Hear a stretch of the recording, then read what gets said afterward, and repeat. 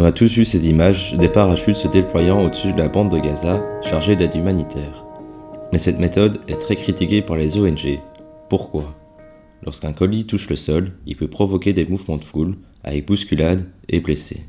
Et comme il est presque impossible de contrôler l'endroit exact où il atterrit, certains tombent en mer. Résultat, des Gazaouis ont déjà perdu la vie en tentant de récupérer ses vivres. À cela s'ajoute un autre problème, la perte de cargaison. Une fois au sol, une partie des colis est endommagée ou inutilisable, ce qui réduit encore l'efficacité de l'opération.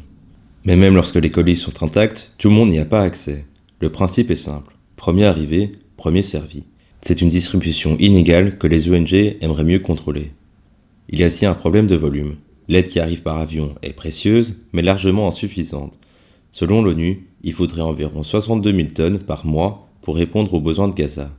Or, par exemple, la France a largué 40 tonnes d'aide, ce qui représente à peine l'équivalent de 2 camions.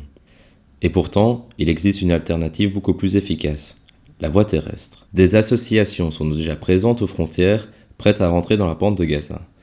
Elles disposent de la logistique pour faire entrer près de 500 camions par jour. Et enfin, dernier point, le coût. Ces opérations aériennes sont extrêmement chères, de l'argent qui, s'il était investi autrement, pourrait financer plus de nourriture, d'eau et de produits de première nécessité.